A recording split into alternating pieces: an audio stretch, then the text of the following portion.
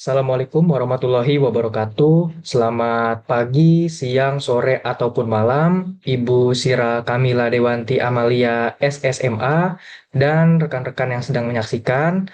Perkenalkan, nama saya Syahkan Persekian Dias Al Sirazi Santoso dari Program Studi Teknik Geofisika Fakultas Teknik Pertambangan dan Perminyakan Institut Teknologi Bandung. Pada kesempatan ujian akhir semester mata kuliah Tata Tulis Karya Ilmiah, saya akan mempresentasikan hasil penelitian kelompok kami yang berjudul Analisis Dampak Lingkungan dan Sosial pada beberapa titik potensi energi panas bumi di Indonesia, kajian keseimbangan antara eksploitasi sumber geotermal dan keberlanjutan ekosistem. Penelitian ini berfokus pada studi komparatif antara dua lapangan panas bumi besar yang ada di Indonesia, yaitu lapangan Kamojang di Jawa Barat dan lapangan Lahendong di Sulawesi Utara.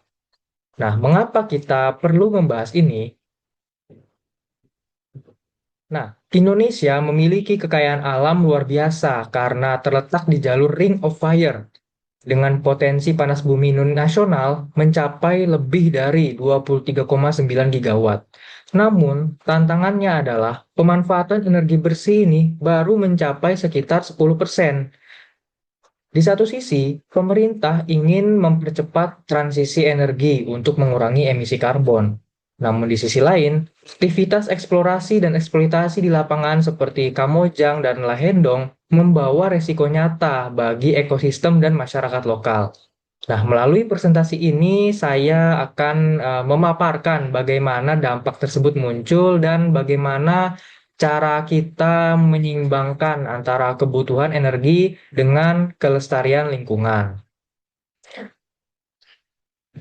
Nah, apa yang menjadi rumusan masalah atau inti dari permasalahan yang ada pada topik ini? Yang pertama, apa saja dampak lingkungan dan sosial yang ditimbulkan akibat aktivitas eksploitasi energi panas bumi di kedua lapangan tersebut?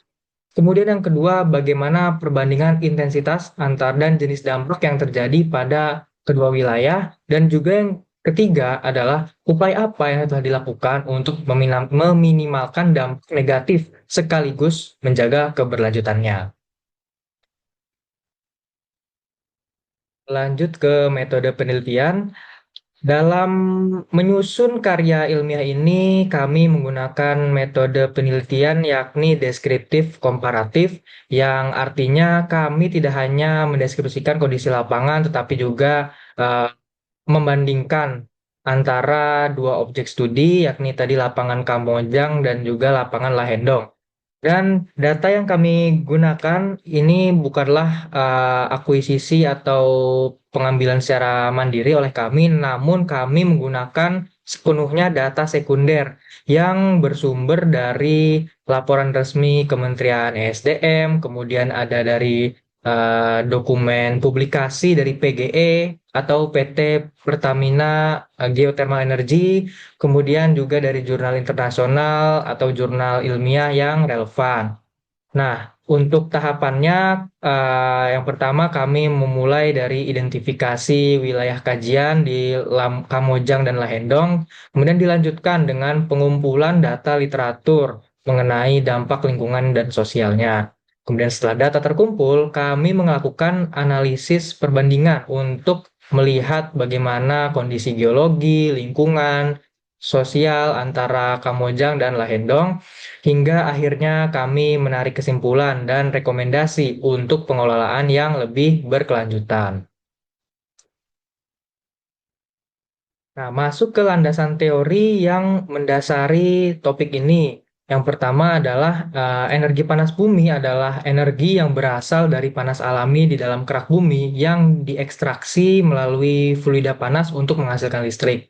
Nah, sebagai negara di jalur Ring of Fire, Indonesia memiliki cadangan luar biasa yang seperti sudah saya katakan sebelumnya, yakni sebesar 23,9 gigawatt, namun pemanfaatannya baru mencapai kisaran 10%. Nah, secara teoretis, pengoboran panas bumi memiliki resiko lingkungan yang khas. Misalnya tadi penurunan tekanan reservoir secara jangka panjang yang dapat memicu adanya penurunan permukaan tanah atau subsidence atau perubahan kualitas air tanah, kemudian ada emisi gas CO2 dan belerang, serta adanya kebisingan. Nah, dari sisi sosial, teori menunjukkan bahwa eh, kedekatan jarak antara fasilitas produksi dengan pemukiman warga menjadi faktor penentu utama munculnya keluhan dan konflik sosial. Kemudian dasar-dasar teori inilah yang kami gunakan untuk membedah data pada bab-bab selanjutnya. Selanjutnya ada hasil penelitian yang telah kami dapatkan. Di sini dapat dilihat pada tabel bahwa terdapat data produksi uap dari tahun 2013 hingga tahun 2021 di lapangan Kamojang dan juga lapangan Lahendong. Nah, di lapangan Kamojang ini eh, kita dapat melihat bahwa lapangan Kamojang ini tampil sebagai produsen yang sangat stabil dengan angka uapnya di sini mencapai 14.305 unit angka maksimalnya, dan ini menunjukkan bahwa adanya optimalisasi pemanfaatan sumur di sana. Dan kemudian di sisi lain di lapangan Lahendong, eh, di sini angka produksinya di bawah Kamojang, namun di sini juga menunjukkan tren peningkatan yang cukup pesat dari eh, 2013 hingga tahun 2021.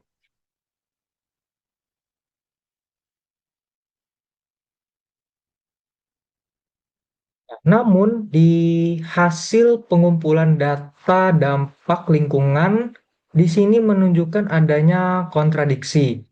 Di lapangan Kamojang, isu utamanya ternyata adalah penurunan tanah atau subsidence yang bersifat jangka panjang. Sedangkan yang berada di Lahendong, datanya lebih mengarah pada dampak jangka pendek yang dirasakan langsung, seperti polusi udara, tadi bau belerang yang kuat, dan juga adanya kebisingan dan juga penurunan kualitas air bersih di sekitar area produksi. Sedangkan pada di kondisi sosial dan masyarakat, di Kamojang, penerimaan sosial tinggi dan masyarakat merasakan manfaat ekonomi yang nyata.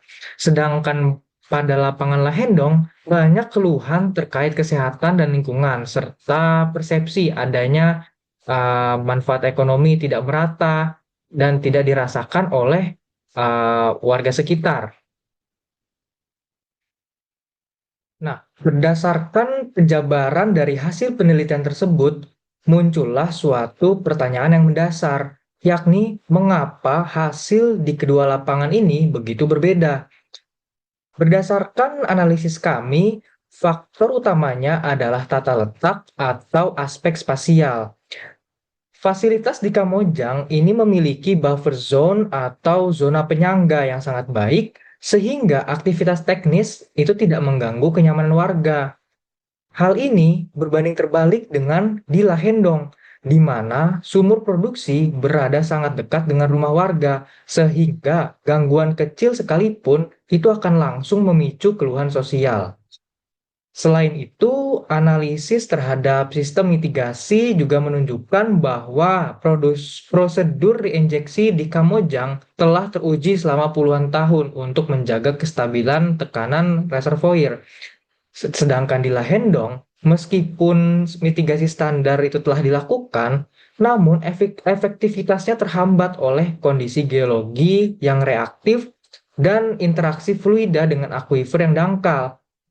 Oleh sebab itulah, pembahasan kami menekankan bahwa pengelolaan panas bumi di Indonesia tidak bisa menggunakan satu standar yang seragam, melainkan harus berbasis karakteristik lokal agar target energi bersih tidak mengorbankan kesejahteraan masyarakat setempat. Baik, itulah tadi rangkaian pemaparan dan juga penjelasan dari saya terkait topik ini.